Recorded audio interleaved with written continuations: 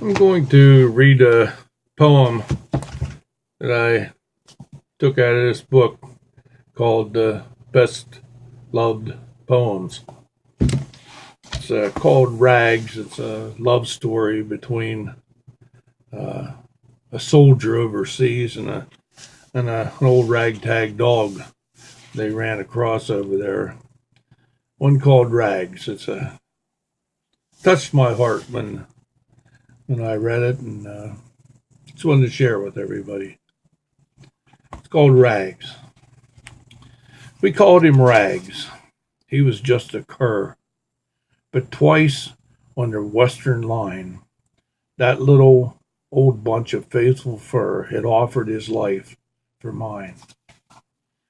And all that he got was bones and bread, or the leavings of soldier's grub.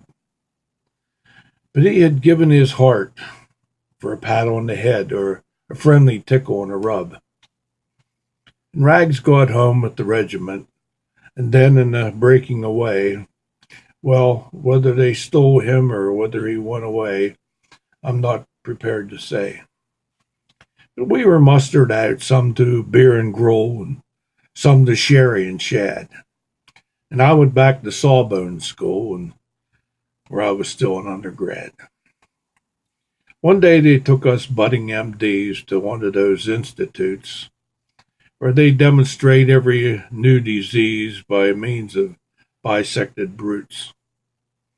They had one animal tacked and tied and slit like a full-dressed fish, with his vitals pumping away inside, as pleasant as one might wish. I stopped to look like the rest, of course, and the beast's eyes leveled on mine, and his short tail thumped with a feeble force, and he uttered a tender whine. It was Rags. Yes, Rags, who was martyred there, who was quartered and crucified. And he whined that whine which is doggish prayer, and he licked my hand and died. Now I was no better in part nor whole than the gang I was found among, and his innocent blood was on the soul which he blessed with his dying tongue. Well, I've seen men go to courageous death, and in the air and on sea and on land, but only a dog would spend his breath, his last breath, in a kiss for his murderer's hand.